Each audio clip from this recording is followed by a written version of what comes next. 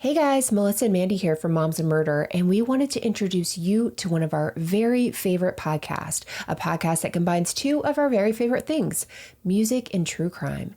And that's the award-winning podcast, Disgraceland. If you haven't heard of Disgraceland, allow us to help you out from underneath the rock you've been living under and share about what makes it so special.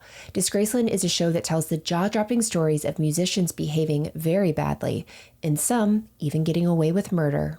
On this all-new season of Disgraceland, host Jake Brennan digs into the darkest days of some of music's most iconic stars.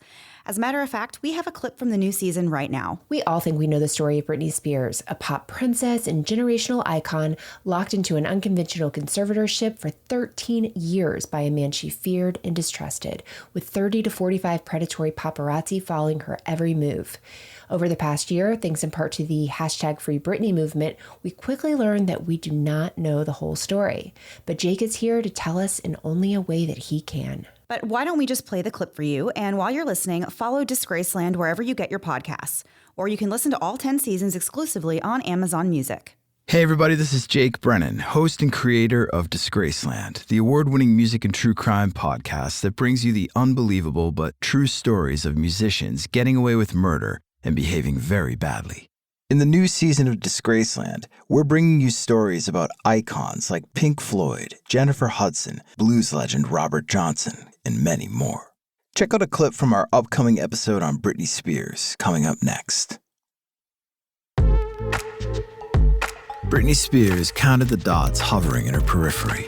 1 dozen, 2 dozen, 3 dozen, and maybe there were even 4 dozen, but she couldn't tell for certain when they kept darting around so frantically, closing in on her against the hood of her white convertible. She didn't need to count them one by one anymore. She had played this game enough times to estimate with precision.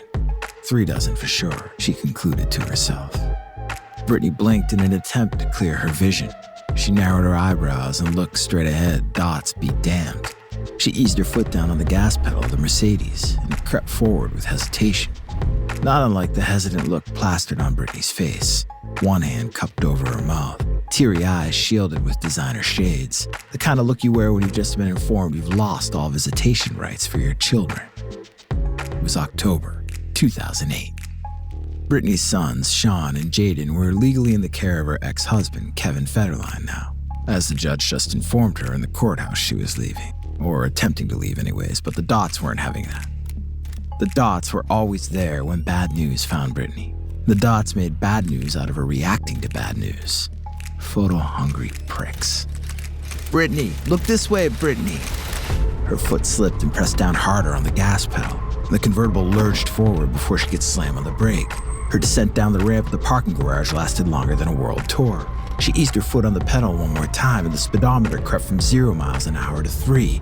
And then the screaming started. Whoa, whoa, whoa, whoa, whoa! The horde of paparazzi finally backed off. Disgust marred their faces.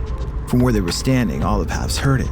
An audible crack as a tire crushed a paparazzo's foot under the weight of Britney's Mercedes. Britney saw her chance and made her ungraceful exit, peeling out into the street. The greedy photographer in question wagged his proof to a fellow cameraman, pointing out the filthy tire mark that grazed the top of his socked foot, poking out from a pair of sandals. The guy didn't know whether to cry in pain or ecstasy.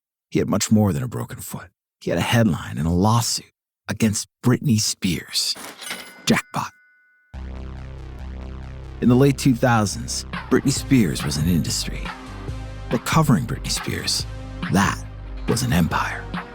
There was no Instagram in 2007, no TikTok, there was barely even Facebook. If the public wanted to hear about a celebrity's life, they needed newsstand staples like People, OK, Us Weekly. Nobody was liking photos of carefully curated interior design or latte foam art. They were searching out photos of costly couture, designer drugs, and sloppy penthouse parties. The kind of excess that makes the pit of your stomach feel sick. So sick, you almost kinda like it. It was an era that was before the explosion of social media and before the recession of 2008, and it prompted magazines like Us Weekly to have a weekly photo budget of $140,000. And if the staff wanted photos of Britney Spears that week, well, let's just say they could easily exhaust that budget for only 1 or 2 photos. To be Britney Spears in Los Angeles in 2007, Meant to be the most sought-after, most snapped celebrity on the market, paparazzi made a business out of Britney Spears. A business that took a piece of Britney Spears and gave it back. One exclusive photo of Britney doing literally anything came with a price tag of tens of thousands of dollars. Stills and videos of a bald Britney ramming the tip of an umbrella into the Ford Explorer of one pushy pap, you know the one, racked up close to $400,000. But by the fall of 2007, long after the day Britney took clippers to her scalp or dented that unlucky paparazzo's car, exclusive photos of Britney Spears didn't exist anymore.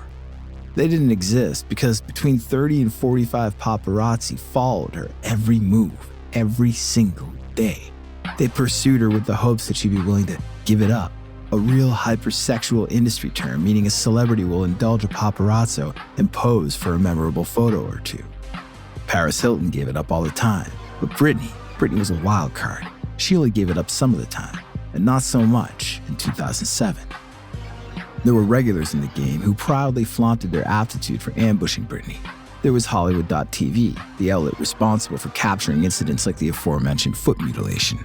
Then there was X17 Online, a celebrity gossip site that claimed to have earned $3 million in 2007 from Britney photos alone, a whopping 1/4 of revenue from the paparazzi photos that year. One group of 8 men working under the group name MBF for X17 Online logged 40,000 man-hours of stalking and shooting Britney.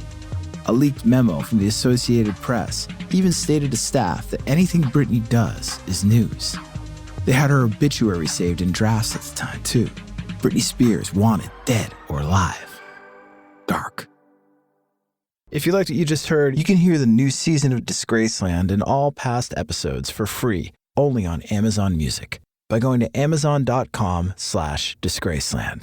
Or just tell your Echo device, play the Disgraceland podcast, and then buckle up for some of the most mind-blowing moments in music history.